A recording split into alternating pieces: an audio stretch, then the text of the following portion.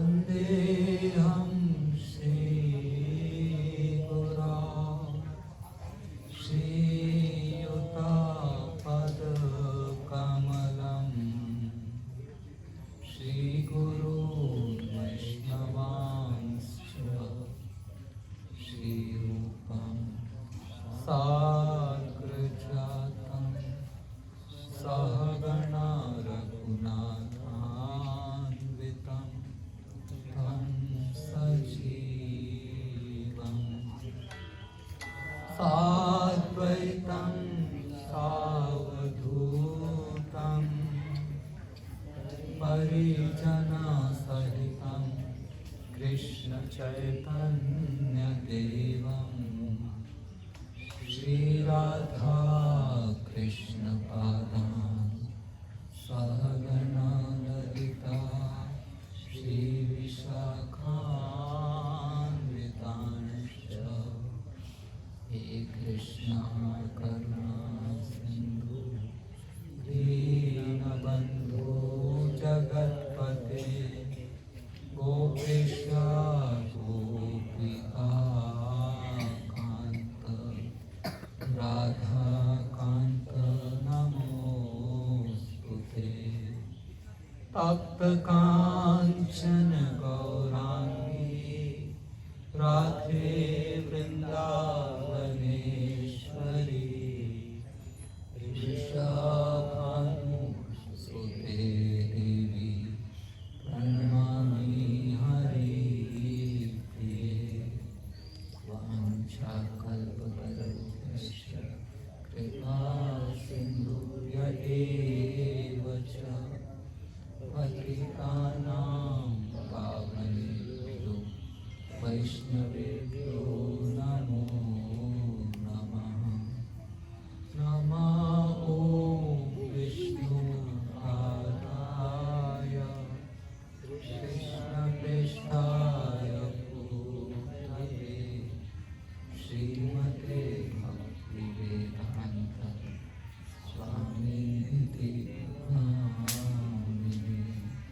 नमस्ते सरस्वती गौरवाणी प्रचारिणे निर्विशेष शून्यवादी पाश्चात्यदेशकारिणे मूकं करोति वाचालं पङ्गुं लङ्घयते गिरिं यत्कृपातमहं वन्दे श्रीगुरुदीनतारिणं।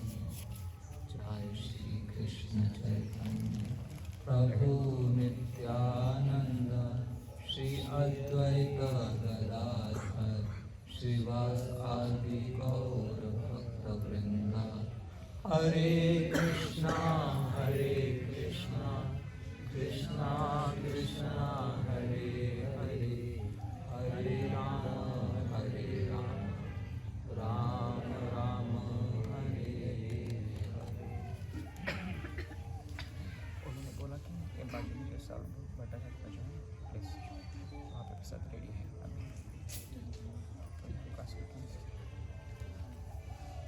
हरे कृष्णा।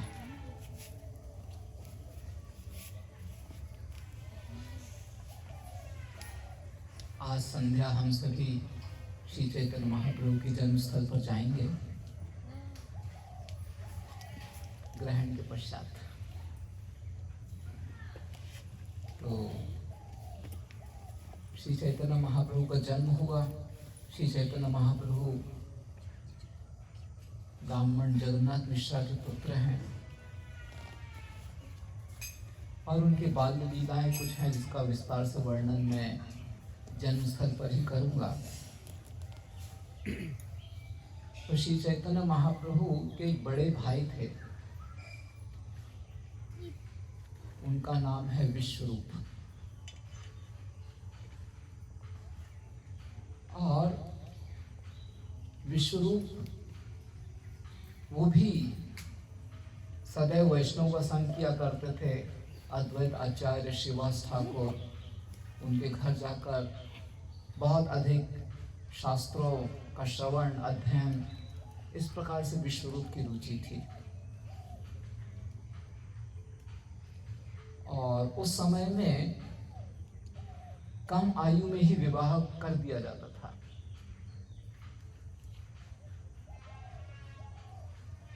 बालक की आयु 14 वर्ष की हो गई, 15 वर्ष की हो गई तो विवाह का प्रस्ताव आरंभ किया जाता था। तो विश्वरूप अब बड़े हो गए थे। ऐसे 13-14 वर्ष की आयु कोई ज़्यादा बड़ी नहीं है आजकल, लेकिन उस समय उस आयु में विवाह किया जाता था। तो विश्वरूप के विवाह की बात जगन्नाथ मिश्र और सची माता करने लगे।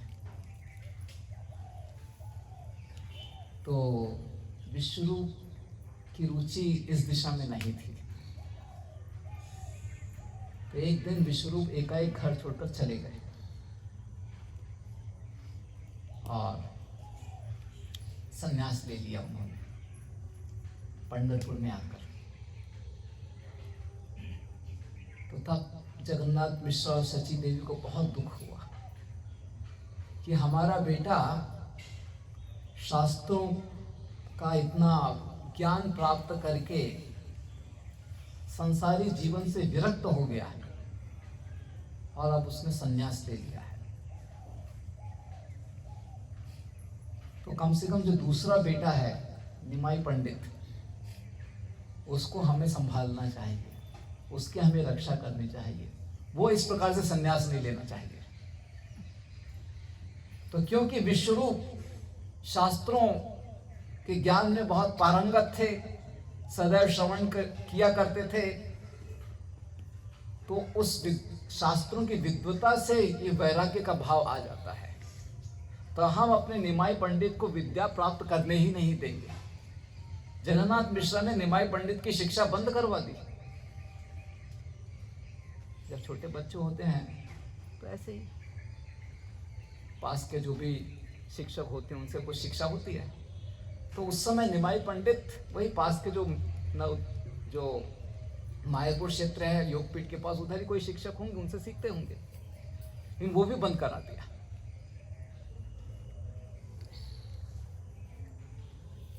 तो निमाई पंडित को बहुत अच्छा लगा। अब स्कूल बंद, अच्छा लगता है ना विद्यालय बंद हो जाता है तो? सच बताओ। हाँ अच्छा, आपको अच्छा लगता है ना? हाँ खेलने का मौका मिल जाता है। हाँ, खेलने का मौका मिल जाता है। लेकिन मैं जब आता हूँ ना मेरे साथ क्लास सुनना पड़ता है, फिर अच्छा नहीं लगता ना। ठीक है, तो निमाई पंडित का विद्यालय बंद करा दिया। तो एक दिन निमाई पंडित ऐसे ही जो बर्तन थे, गंदे बर्तन, उस समय बर्तन किसके होते थे? गोल्डन कलर के। अरे वो राजा महाराजाओं के बर्तन सोने के होते थे। ठीक है, आपका जवाब सही है, लेकिन किसके बर्तन होते थे वो? राजा महाराजाओं के। सामान्य लोगों के बर्तन किसके होते थे? मिट्टी के। और मिट्टी का बर्तन एक बार प्रयोग करके दूसरी बार प्रयोग किया जाता था? नहीं, एक बार प्रयोग हो गया ना, बस अभी वो जाएगा मिट्टी में। ठीक है, तो ऐसे सची माता के घर में रसोई पकती थी और फिर वो सारे मिट्टी के बर्तन फेंक दिए जाते थे। एक बार रसोई पक गया, खत्म, फेंक दिए जाते थे। और वो जो मिट्टी के बर्तन जब पकाए जाते हैं, आपने कभी देखा है मिट्टी के बर्तन पकाते हैं लकड़ी से? कैसे हो जाते हैं पकने के बाद बर्तन? हाँ क्या? टाइट हो जाते हैं। टाइट, काला काला काला काला हो जाता है गोरा काला। बर्तन, पूरा काला हो जाता है। वो जब मिट्टी का पात्र पूरा काला हो जाता है। तो ऐसे सब मिट्टी के पात्र सब रखे हुए थे, सब काले काले थे, जो कि जिसमें रसोई पक चुकी थी, ऐसे सब रखे थे। और निमाई पंडित जाकर वहाँ पर खेल रहे थे। ऐसे बर्तनों के साथ खेलोगे तो क्या होगा? हाँ काले पीले हाथ हो जाएंगे। हाँ, हाथ काले हो जाएंगे, कपड़े काले हो जाएंगे, फिर आपके पिताजी क्या करेंगे आपको? डांटेंगे और मारेंगे। हाँ, तो सची माता, हाँ हाजी मैं हाँ तो आप ही आप जो कहानी बता रहे हैं वो था ही।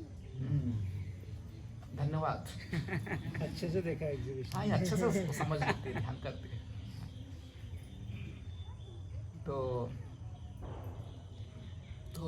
निमाई पंडित खेल रहे थे ऐसे मिट्टी के बर्तनों में, सब गंदगी थी।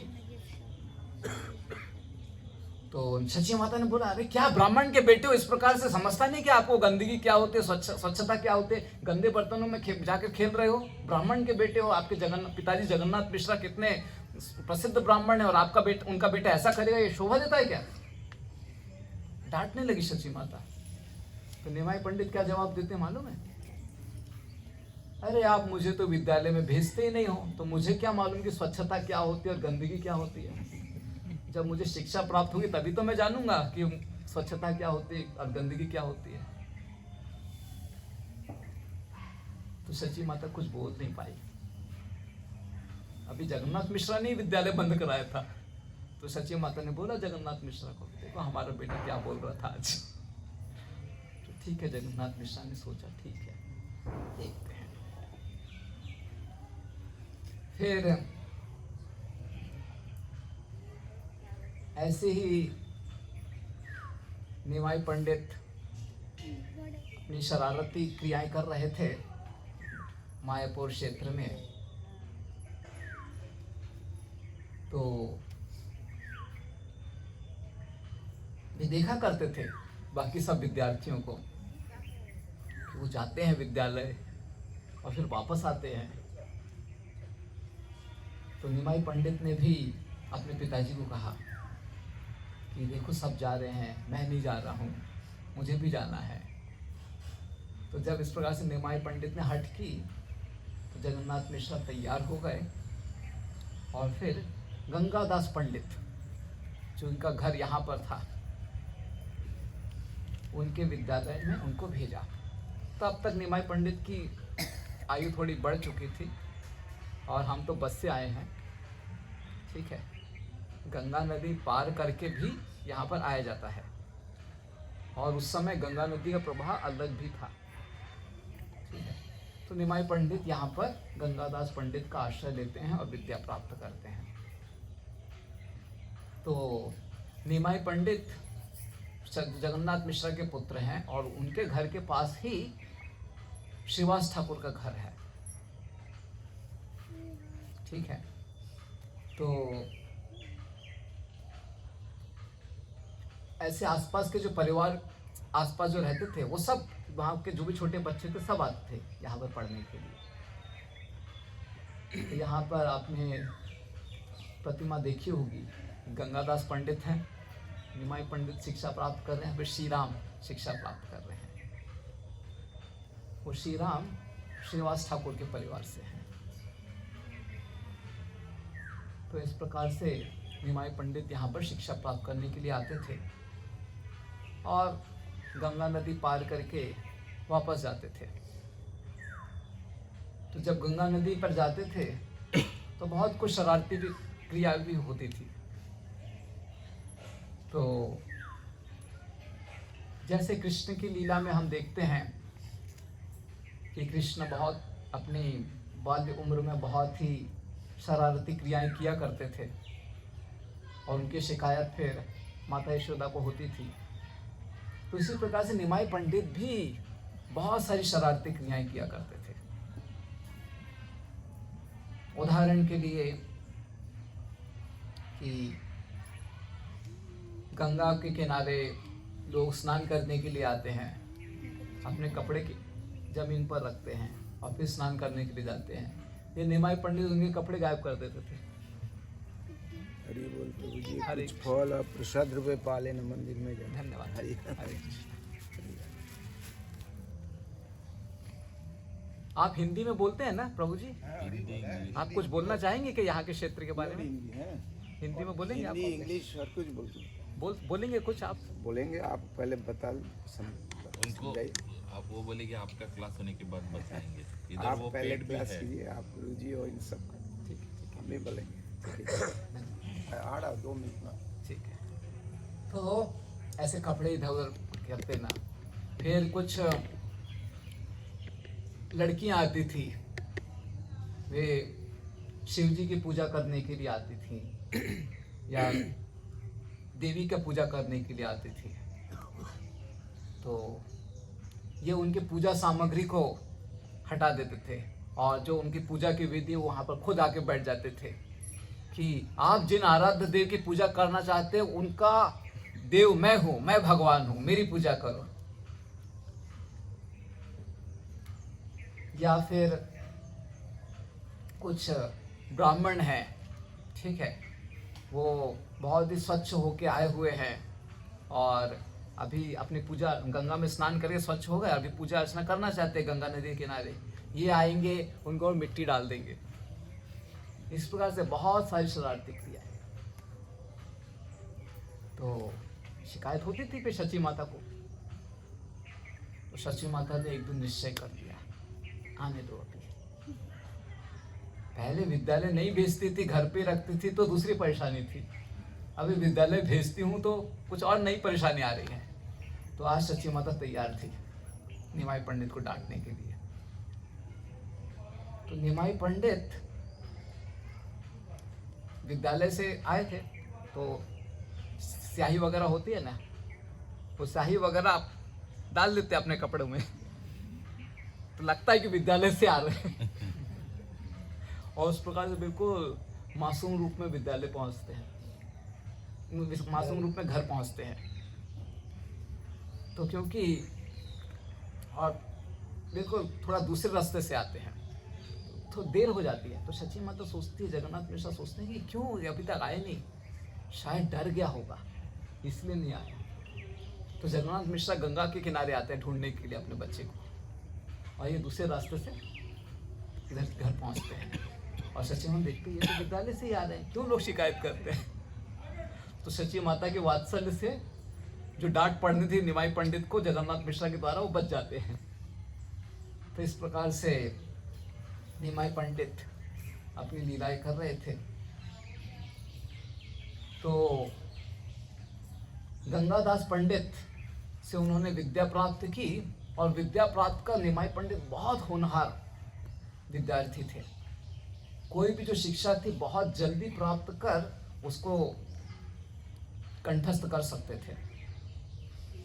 तो पास ही सर्वभौम भट्टाचार्य का भी घर है।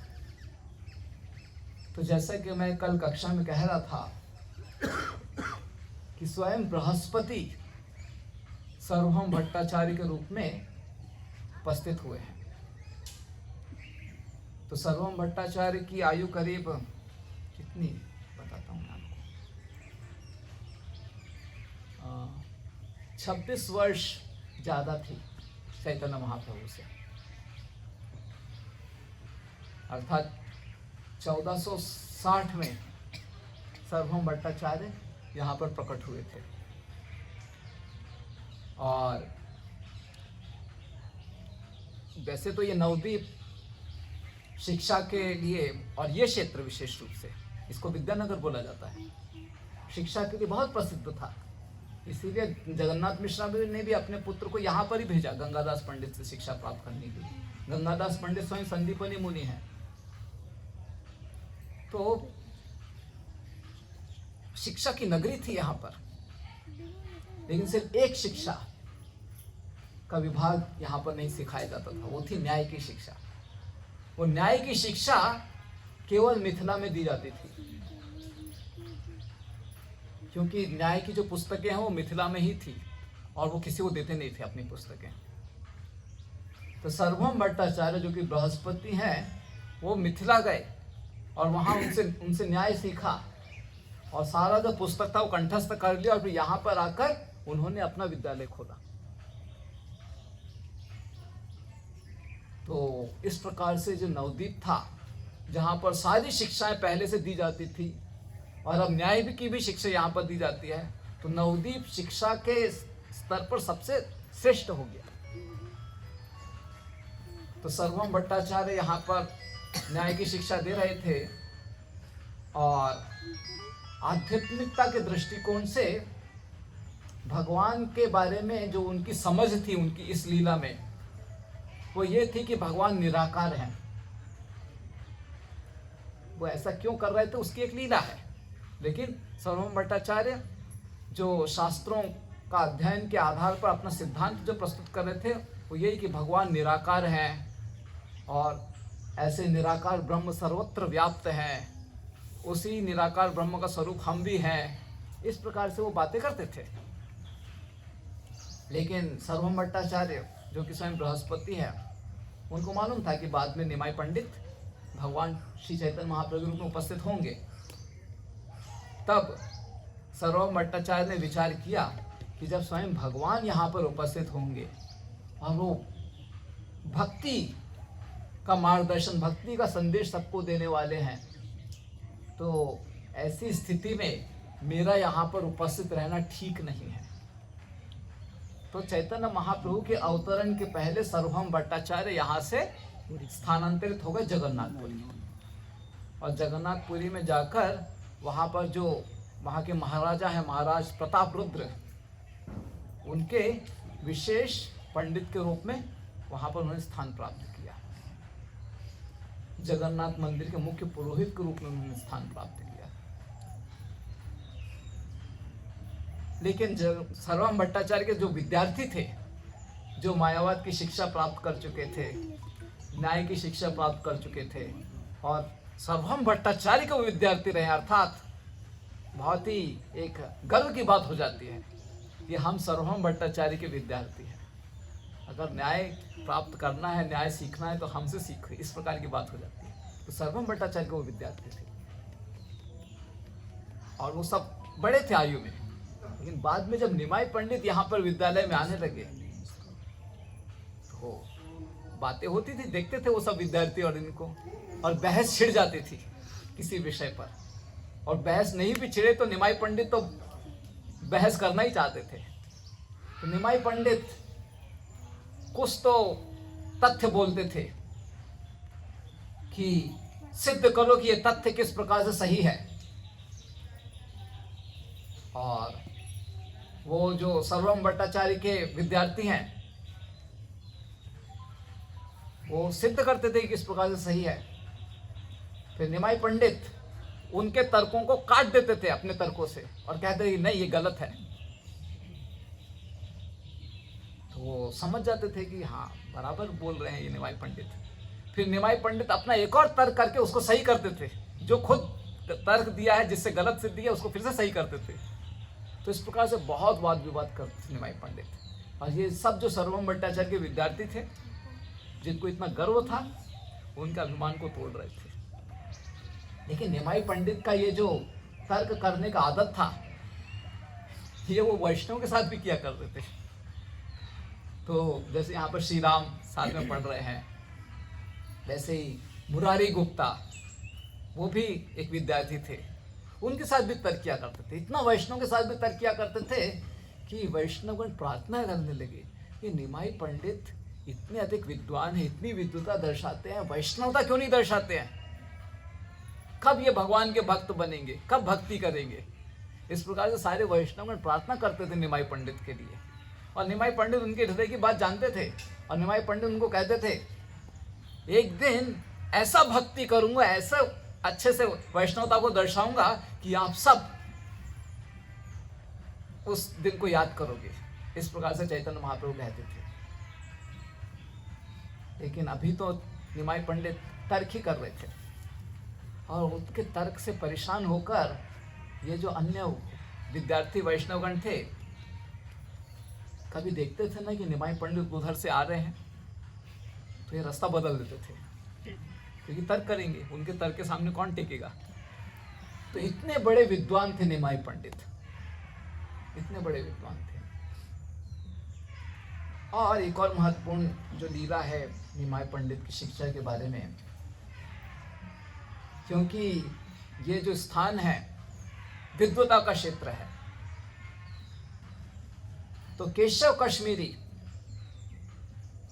जो कि बहुत बड़ा विद्वान था और सारे भारत के पंडितों को हरा करके विजय पत्र प्राप्त करके बहुत ही वैभव के साथ हाथी घोड़े ब्राह्मण का मंत्र उच्चारण करते हुए अनेकानेक सेवक के साथ बड़े जुलूस के साथ नवद्वीप में आया था कि नवद्वीप के पंडितों को हराकर मैं बस प्रखार पंडित के रूप में, विद्या शिरोमणि के रूप में जाना जाऊंगा। तो इस भाव से वो आया था यहाँ पर। तो सारे नवदीप के जो पंडित थे सब घबरा गए थे। कहते नवदीप का जो सम्मान है, जो कि सर्वम भट्टाचार्य ने स्थापित किया है, वो सब मिट्टी में मिल जाएगा, क्योंकि विद्या की सबसे श्रेष्ठ नगरी के रूप में इसे जाना जाता था। तो सारे नवदीप के पंडित बड़े चिंतित हो गए और उन्होंने विचार किया मिलजुल कर कि ये निमाई पंडित बहुत तर्क करता है, सबके साथ तर्क करता है, इस निमाई पंडित को सामने भेज देते हैं। और अगर निमाई पंडित से वो हार गया तो एक छोटा बालक जो निमाई पंडित है नवदीप का, उससे कोई हार जाता है तो फिर बाकी नवदीप के बड़े बड़े पंडितों के बारे में क्या बोलना। इस भाव से सारे नवदीप के पंडित छिप गए और निमाई पंडित को सामने कर दिया। निमाई पंडित गंगा के किनारे अपने विद्यार्थियों के साथ बैठे हुए थे।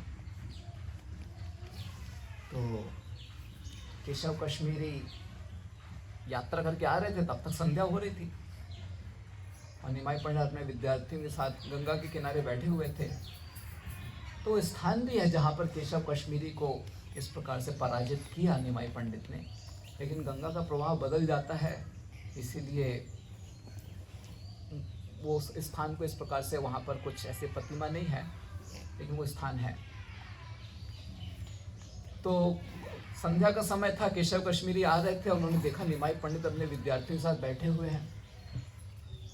तो केशव कश्मीरी जाते निमाई पंडित के पास और कहते हैं कि मैंने सुना है कि यहाँ पर एक बालक विद्वान है, निमाई पंडित, लगता आप ही हो निमाई पंडित। तो निमाई पंडित कहते हैं हाँ मैं ही निमाई पंडित हूँ। और निमाई पंडित कहते हैं कि मैंने भी सुना है कि केशव कश्मीरी यहाँ पर आ रहे हैं और आप केशव कश्मीरी हैं। तो केशव कश्मीरी स्वीकार करते हैं और फिर निमाई पंडित कहते हैं कि आपकी विद्वता के बारे में तो हमने बहुत सुना है, तो क्यों ना आप गंगा के समक्ष गंगा की महिमा का वर्णन कीजिए। और तुरंत केशव कश्मीरी हवा की गति से एक के बाद एक सैकड़ों श्लोकों का उच्चारण करते हैं, हवा की गति से। और वो सब श्लोक ऐसे नहीं कि कहीं पर लिखे हुए थे, बिल्कुल नए श्लोकों का निर्माण किया है हवा की गति से, और इतना पूरा बोल दिया। तो सारे जो निमाई पंडित के साथ विद्यार्थी थे वो सब आश्चर्यचकित हो गए, ऐसा तो कभी विद्वता देखी नहीं, इतना अच्छा बोला, इतना तेजी से बोला, सबके सब बहुत ही आश्चर्यचकित हो गए। निमाई पंडित मुस्कुरा रहे थे।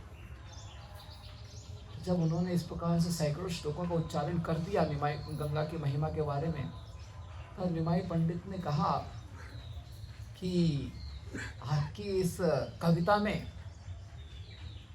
बहुत सारे अच्छे गुण हैं, लेकिन कुछ दोष भी हैं।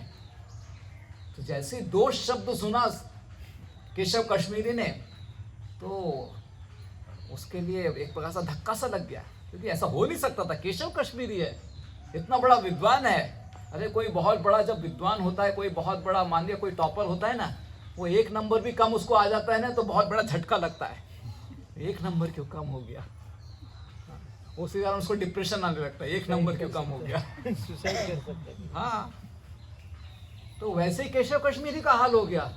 अरे पूरे भारत में विजय पत्र प्राप्त करके आया हूं यहाँ पर, और ये छोटा बालक बोलता है दोष, ऐसे कैसे हो सकता है। तो निमाई पंडित कहते हैं कि आप मतलब जैसे केशव कश्मीरी बोल रहे थे, निमाई पंडित सब सुन रहे थे और उनको पूरा क्रम भी याद हो गया था। निमाई पंडित बोलते हैं कि आपने जो कविता में इतने सारे श्लोक कहे, इसमें 63 वाले श्लोक में ये जो शब्द कहा ये ठीक नहीं बैठता है। तो केशव कश्मीरी ने पूछा कि मैंने तो हवा की गति से इतने सारे श्लोक कहे, आपको याद कैसे हो गए, और वो भी पूरा क्रम याद हो गया। निमाई पंडित ने कहा कि देवी सरस्वती की कृपा से आपके पास इतनी विद्वता है, देवी सरस्वती की कृपा से मैं भी श्रुतिधर हूँ, जो भी सुनता हूँ सब याद कर लेता हूँ। और फिर निमाई पंडित ने स्पष्ट किया कि आपने एक शब्द प्रयोग किया, भवानी भरतू। ये एक गलती नहीं है, ऐसी कई गलतियां थी, मैं एक बता रहा हूं आपको। भवानी भरतू, भवानी किसको बोला जाता है? लॉर्ड दुर्गा। हाँ, लॉर्ड दुर्गा देवी को भवानी बोला जाता है, ठीक है। तो भवानी भरतू अर्थात दुर्गा देवी के स्वामी, वो हो गए शिव जी। तो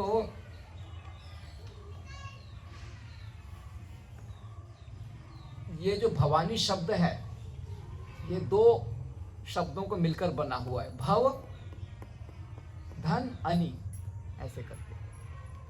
तो ये जो भाव शब्द है ये शिव जी के लिए प्रयुक्त होता है। तो भवानी अर्थात शिव जी की अर्धांगिनी, इस प्रकार से भवानी। तो भवानी भरतू अर्थात शिव जी की अर्धांगिनी के स्वामी। समझ में आया? भवानी भरतू अर्थात शिव जी के अर्धांगिनी के स्वामी। मतलब शिव जी की अर्धांगिनी के स्वामी, ऐसा बोलना ये ठीक लगता है क्या? भूषण की पत्नी के पति ये कोई बात है क्या इस प्रकार से बोलना? हाँ, और ये तो पहली बात इस प्रकार से बोला ही नहीं जाना चाहिए। और अगर इस प्रकार से बोला, उसका क्या अर्थ होता है मालूम है? शिव जी के अर्धांगिनी के स्वामी मतलब शिव जी के अर्धांगिनी का कोई और स्वामी भी है। हाँ, जैसे द्रौपदी के 5 पति थे ना, तो ऐसा बोलना है कि अर्जुन की पत्नी के पति, मतलब हो सकता है बाकी चारों में से कोई और होगा।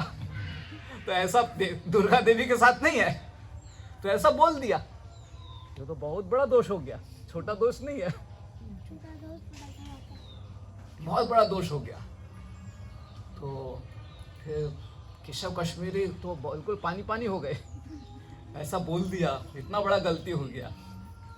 निमाई पंडित ने बोला कोई बात नहीं, आप इतनी दूर से यात्रा करके आए हो ना, थके हुए हो जाता है ऐसा, विश्राम करो, कल सुबह बात करेंगे।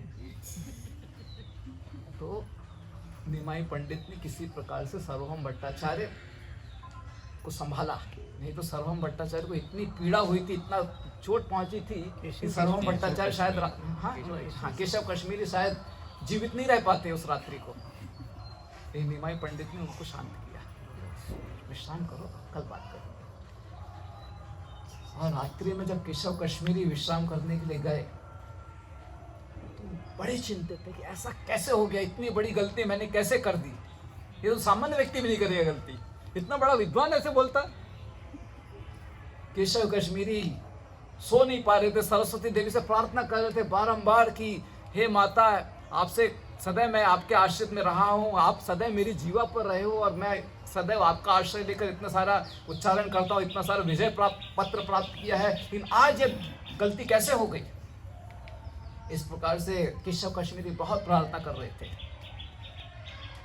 और फिर उनको हल्की सी नींद आ गई और स्वयं सरस्वती देवी उनके स्वप्न में आई और कहती है कि आप जिनसे वाद विवाद करने की चेष्टा कर रहे थे, वो निमाई पंडित स्वयं मेरे आराध्य देव हैं, जिनके चरणों का आश्रय मैं लेती हूँ, आप उनसे वाद विवाद करते हो। इतना आप अपना अभिमान दर्शाते हो कि जिनकी पूजा मैं करती हूँ उनसे ही आप वाद विवाद करते हो। इसके कारण, आपके अभिमान के कारण आपसे ये दोष हो गया। सरस्वती देवी ने कहा सार्वभौम केशव कश्मीरी को कि कल प्रातः जाओ और निमाई पंडित के चरणों का आश्रय प्राप्त करो और उनके निर्देशानुसार हरिनाम कीर्तन करते हुए भगवान की भक्ति करो। और फिर अगले दिन सीधे केशव कश्मीरी जाकर निमाई पंडित के चरणों में प्रणाम करते हैं और उनसे हरिनाम प्राप्त कर फिर वही केशव कश्मीरी निम्बार्काचार्य के रूप में जो भक्ति है, भक्ति के संदेश का प्रचार प्रसार आगे करते हैं। तो इस प्रकार से निमाई पंडित की ये दिव्यता की लीलाएं हैं और वो सब यहाँ से आरंभ हुई हैं। तो सारे विद्यार्थीगण, ये सारे बालकगण यहाँ पर आए, ये बहुत अच्छा है, क्योंकि यहाँ पर निमाई पंडित जो कि इतने बड़े विद्वान थे, इतनी शिक्षाएं प्राप्त की, उनका संग प्राप्त करके हम भी जो वैदिक शास्त्रों की समझ है, उस समझ में निमाई पंडित की कृपा से थोड़ा ऊपर उठ सकते हैं। तो इन्हीं शब्दों के साथ मैं यहाँ पर विराम देता हूँ। यहाँ अभी प्रसाद आपके लिए तैयार है, वो सर्वम भट्टाचार्य के घर पर है, ठीक है। तो हम यहाँ से सर्वम भट्टाचार्य के घर पर जाएंगे, फिर वहाँ पर आप सबके लिए प्रसाद होगा। इसके पहले प्रभु जी थोड़ा सा बोलेंगे। प्रभु जी आपका नाम? तपन कुमार रॉय। तपन कुमार राय। तो आप यहाँ पर पूजा, तपन कुमार राय इस स्थान में पूजा अर्चना संभालते हैं, तो हम लोग इनके स्थान पर आए हैं। तो मैं इनसे निवेदन करता हूँ कुछ 2 मिनट रहें। हरे कृष्णा, जय नेता, जय गुरु। आप सभी भक्तों से शुभ दीपावली का बहुत बहुत शुभ आशीर्वाद कामना करता हूँ। निताई गौर का चरण में आपको दीजिए। निताई गौर से ये जो धाम का बड़ी में प्रभु जी ने बहुत अच्छे स्टोरी आपको सुना दी, फिर भी मैं पुजारी का नाते थोड़ी सी जानकारी आप देता हूँ आपको। और भी ये जो है सार्वभौम भट्टाचार्य विद्या वाचस्पति और 2 भाई थे, विशारद पंडित उनका पिताजी थे। ये जो स्थान है उनका ही रेसिडेंस एंड बर्थ प्लेस। पीछे जो गौरी मठ है वो ओनली गौरी मठ का ब्रांच ऑफ गौरी मठ। तो सार्वभौम गौरी मठ देखना लिखा होगा, क्योंकि सार्वभौम भट्टाचार्य का गृह का नज़दीक है, इसीलिए ऐसे लिखा है। वो है 250 साल का प्राचीन, अरे यह 500 साल का प्राचीन। क्योंकि सार्वभौम का जब जन्म हुआ था निमाई से पहले, तो सार्वभौम भट्टाचार्य जो कौन थे? देवता का गुरु बृहस्पति थे। तो उन्होंने जब जन्म लिए स्थान पर, तो उनका मन में किसी तरह घमंड हो गया था। इस चीज़ का 2 चीज़, एक विद्या का घमंड, जो हमसे ज़्यादा विद्वान कोई है नहीं जगत में। दूसरी घमंड क्या हो गया था? निमाई जी जब जन्म लिया अंतरद्वीप में, यह ऋतुद्वीप, दिस इज सीजन आइलैंड, ये सीजन आइलैंड ऋतुद्वीप, because 6 season guard this place all time all hours this धाम। ब्रह्मा जी का आदेश से निमाई जी का, जैसे बैंक में सिक्योरिटी रहता है, क्योंकि वहाँ का मानी रक्षा करने के लिए, धन रक्षा करने के लिए, यहाँ पे भी 6 ऋतु सिक्योरिटी दे रहा है ब्रह्मा जी का आदेश से। ये निमाई जी का हाथ का सृष्टि से कलम का पेड़, एडुकेशन ट्री, उनका विनष्ट ना हो जाए, क्योंकि निमाई जी बता के गए इस ट्री को जो आप मरने से पहले 2-2 पेड़ उगाओगे, एक निताई होगा बड़ा वाला, छोटा वाला गौरांग होगा। निताई गौर हर जगह में 6-7 जगह में आपको दर्शन करा देंगे, 2-2 पेड़। और ये पेड़ कैसे बना था? निमाई जी जब यहाँ करने आए, उनका साथी देखिए श्री राम हुई। श्री राम थे श्रीवास पंडित का छोटा भाई।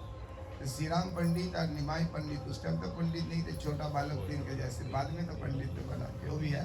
तो निमाई जी जब शिक्षा लेने आए, गुरु जी क्या करते थे? प्रभु जी जैसे बताया, केशव कश्मीरी जैसे अपना दिमाग से बना के श्लोक सुना रहे थे, आंधियों का तूफान का जैसे द्रुत गति से।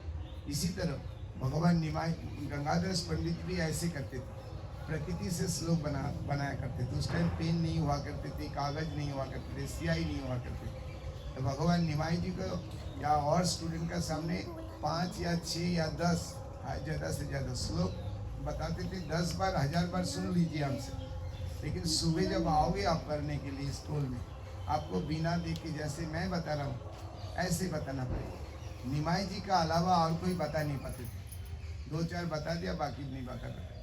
और उनको छुरी से मार खाना पड़ता था, बहुत दर्द होता था, निशान पड़ जाता हम लोग। तो निमाई जी तो भगवान है, सबका पिता है, उनका मन में तकलीफ हुआ करता था। निमाई जी जानबूझकर भी कभी कभी गलती बोल देते थे, ताकि उनका साथियों का मन में एनर्जी मिले। तो एक दिन निमाई जी ने सोच लिया, ऐसे तो समाधान का समस्या होने वाला नहीं है, इस समाधान करना है, इसको कैसे करें? तो उन्होंने संकल्प कर लिया, प्रतिज्ञा कर लिया कि हमने इस वेदों को तोड़ डालेंगे। पहले वेद हुआ करता था, सुन के सीखना पड़ता था। कैसे तोड़ेंगे? हथौड़ा से नहीं, सरस्वती माता का पूजा आपने देख चुके होंगे। तो एक सियाई का शीशी के अंदर, खाली शीशी में दूध और गंगा जी का पानी मिला करके एक छोटी सी स्टिक रखा जाता है, उसका नाम कहला जाता है खागो का लकड़ी। तो पुजारी जो पूजा करते हैं उसके ऊपर फूल डाल दे, इतने गंधोपुष्पम लेखन्नई नमो, उनको पूजा किया जाता है। पेन हो गया, लेखनी का मतलब पेन हो गया। तो उसी खागो का लकड़ी से भगवान निमाई ताल पत्ते या केले का पत्ते के ऊपर भावेल कंसोनेंट्स बना दी, और जब भावेल कंसोनेंट्स का संदान इंसानों को मिल गया कृपा से, भगवान का निमाई का कृपा से, फिर पुथी छाप दिया। और जब पुथी छाप गया, ईश्वर चंद्र विद्यासागर कवि थे, बंगाल का कवि, आप नाम सुने होंगे। तो उन्होंने पुथी में लिखे, छोटे बच्चे का आदर्श लिपि जो किताब है उनमें लिखे थे कि जो व्यक्ति या बच्चे विद्वान होती है, विद्या पे जिसका लगन होती है, उनका जीवन सबसे सार्थक होती है। क्योंकि विद्या ददाति विनय, विद्या से हमें विनय प्राप्त होती है। चोरे नपी नौनियति नौदन न खयंजति विद्या रत्न महादन, चोर चोरी नहीं कर सकते, दान करने में हर बार जाता। और विद्वोतंच निपोतंच नैवं तुल्यं कदाचनं स्वदेशी पूज्यते राजा विद्वान सर्वत्र पूज्यते। एक राजों ने उनका राज्यों में सम्मान मिलते हैं, केवल मात्र उनका राज्य में, और विद्वान व्यक्ति को हर जगह सम्मान मिलती है। और क्या बोलता है, विद्या मित्रं प्रभा शिशु माता मित्रं गृह शुचो। जब किसी गांव का कोई लड़का साइंटिस्ट हो जाएंगे, विज्ञानी हो जाएंगे, तो उनको अमेरिका से चिट्ठी आ जाएगा, आप आइए हमारा देश में, आपको इतना डॉलर तनख्वाह देंगे, आपका बंगलो देंगे, नौकर चाकर आपके लिए तैयार है, आपको प्लेन का किराया भी दे रहा हूँ। तो माता जी जब सोचेंगे मेरा एकला बेटा है, तो हम क्या करेंगे, हम कैसे रहेंगे। जब उनका मन में थोड़ा रुकावट आएंगे, ना जाने वाला बात आएंगे, तब उसने उनका गाँव वासी उनको समझाएंगे कि आप क्या चिंता करते हो, आपका बेटा अमेरिका में जाके बड़े बड़े आविष्कार करेंगे तो सारा देश का, भारत का मंगल होगा, है कि नहीं, सम्मान बढ़ जाएंगे। तो आप भेजो, आप हम सबको आपको देखेंगे, आपका चिंता। जैसे निमाई जी जब संन्यास लेने का लगने जब आए थे, मंडप मस्तक मुंडन करके, सोची माता दूर से देख रहे, बोले ना ना ना ना, मैं आपको संन्यास लेने का अनुमति नहीं दे सकता, आप मेरे एकमात्र बेटा है। हमारा दादा तो संन्यास ले लिया पहले। तो निमाई ने क्या बताया, माँ आप ठंड हो जाइए, शांत हो जाइए, मेरे लिए दो पथ है इस टाइम, एक संन्यास पथ, एक संसार पथ। आप मेरा मादार हो, जननी जन्म भविष्य स्वर्गादपि करिए से, आपका अनुमति बिना हम एक पत्ता भी नहीं हिला सकते, आप अनुमति दीजिए।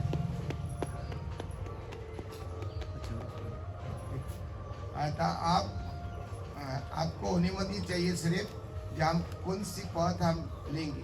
तो माता जी जब गाल में हाथ रख के सोचने लगा, श्री कृष्ण उनको सद्बुद्धि दे दिए, संन्यास लेने के लिए भेज दो बेटा को, सारा गांव बस आपका संतान बन जाएंगे, इसीलिए उनका संन्यास लेने को अनुमति दे। ये जो स्थान है, यहाँ पे देखिए महाप्रभु पढ़ा लिखा किए थे, इसलिए इस स्थान का नाम हो गया विद्यानगर। और सत्य त्रेता दापोर 3 युग में इस स्थान का नाम था Vidyanagari, because grandfather Brahma came from heaven and cultured of all education with of all gods. Brahma ji total देवता का बीच में बैठ करके विद्या का चर्चा किया करते थे, और उस टाइम सरस्वती माता जी, ओरिजिनल सरस्वती माता, हाथ जोड़ करके खड़ा होते थे, ब्रह्मा जी का स्तुति करते थे, इसीलिए उस टाइम तक विद्यानगरी। जब आप 5-6 भक्त आते हो तो भक्त कहला जाता है, अब जब 100 भक्त आ जाएंगे तो परिक्रमा कहला जाता है। इसीलिए उस टाइम विद्या का बिल्कुल आंधी तूफान चलते थे, इसलिए विद्यानगरी था। बट कली में only for Nimai taking all types of education from this धाम बाय गुरु गंगादास पंडित, इसीलिए this place name is Vidyanagar. और गंगानंदपुर यहाँ का गांव का नाम, क्योंकि गंगादास पंडित पढ़ाया करते थे और गंगा नदी नजदीक में मौजूद था। वो इस टाइम चांद मनसा मंगल में आप सुने होंगे, चांद सदर का जो नाव डूबी थी भरा, ये भी चांद सदर का बिल बन गए। और हम लोग जनरेशन बाय जनरेशन इस सेवा को चला रहा हूँ। We are relative of Sarvabhaum Bhattacharya Vidya Vachaspati. हमारा पास आप सभी भक्त ही हमारा सब कुछ चलाते हो, आपका प्रणामी से सेवा चलती है। इस संसार का दायभार प्रसाद अपेता हरि बोल जनिता आ जाएगी। तो इस स्थान के विकास के लिए आप जो भी दान राशि देना चाहें दे सकते हैं यहाँ पर। और यहाँ पर जो विग्रह देखिए आपने उस तरफ गौर निताई के, तो मैंने अभी सार्वभौम भट्टाचार्य के बारे में विस्तार से आपको बताया नहीं। सार्वभौम भट्टाचार्य के एक भाई थे विद्यावाचस्पति। विद्यावाचस्पति उन विग्रहों की आराधना किया करते थे। और ये जो मंदिर निर्माण होता हुआ देखते हो आप, इस स्थान को भक्ति सिद्धांत सरस्वती ने स्थापित किया हुआ है। तो और ये जो वृक्ष देख रहे हैं आप, ये वृक्ष देख रहे हो आप, ये वृक्ष कैसे बना? कलम से, आपकी जो कलम होती है ना लकड़ी की, आप लकड़ी की कलम इस्तेमाल करते हो, पेंसिल, लिखते हो ना पेंसिल, ऐसे चैतन्य महाप्रभु भी लकड़ी की कलम इस्तेमाल किया करते थे। उस जमाने में लकड़ी की कलम, सुनो, लकड़ी की कलम स्याही में डुबोते थे और फिर लिखते थे, फिर स्याही में डुबोते थे। हाँ पिकॉक फेदर थी। हाँ, इधर भी रहता तो लकड़ी था, पीकॉक फेदर नहीं, लकड़ी था। तो लकड़ी डाल के ये पेड़ इस प्रकार से विकसित हुआ है। तो हम इन स्थलों पर प्रार्थना करते हैं कि हम सबको भी, जो देखो विद्या दो प्रकार की होती है। एक है भौतिक विद्या जो हमें संसार का बंधन बढ़ाती है, और एक है आध्यात्मिक विद्या जो संसार के बंधन से हमें मुक्त करती है। तो हम लोग अपने संसारी शैक्षणिक जीवन में बहुत भौतिक विद्या प्राप्त करते हैं, और श्रील प्रभुपाद जी ऐसे भौतिक विद्या शिक्षण संस्थानों को क्या बोलते हैं? स्लॉटर हाउस, कत्ल खाना, क्योंकि वो आत्मा का जो स्वरूप है उसको पूरी तरह से नष्ट करता है। तो हमें यहाँ पर प्रार्थना करनी है। सुनो क्या प्रार्थना करनी है? अरे बच्चों, आपके लिए बोल रहा हूँ, आप विद्यार्थियों के लिए बोल रहा हूँ, ठीक है? क्या प्रार्थना करनी है कि हमको भी जो दिव्य शिक्षा है वो अधिकाधिक प्राप्त हो, उस शिक्षा को हम अपने हृदय में अधिकाधिक धारण करें, और उसके आधार पर अपने जीवन में हम आगे बढ़ें, ठीक है? जब अच्छी शिक्षा होती है तो अच्छे दैविक गुण भी हृदय में प्रकट होते हैं, ठीक है? तो इस प्रकार से प्रार्थना करो कि हम भी आपके अच्छे विद्यार्थी बने, ठीक है? आप जो संदेश हम सबको देना चाहते हो भक्ति का, उस भक्ति की शिक्षा को हम अच्छी तरह से ग्रहण करें, और उस शिक्षा को धारण कर अपने हृदय में सद्गुणों को विकसित करें। इस प्रकार से हम सभी यहाँ पर प्रार्थना करें, ठीक है? बहुत बहुत धन्यवाद। और जो भी दान राशि आप देना चाहो यहाँ पर अवश्य दीजिए, ताकि इस क्षेत्र का और अधिक विकास हो सके और भविष्य में और अधिक लोग यहाँ पर आए और अपनी प्रार्थना करें। धन्यवाद। हरे कृष्णा। श्रील प्रभुपाद की जय। दान पेटी वहीं पर है, ठीक है? धन्यवाद। हरे कृष्णा। तो आप सभी यहाँ से अभी बस में बैठना पड़ेगा। हाँ, बस में बैठेंगे हम लोग, अभी पास में ही है सार्वभौम भट्टाचार्य, 5 मिनट है। सीधे प्रसाद देंगे सबसे पहले। हाँ, Yes. हरे कृष्णा। उनको वॉकिंग भी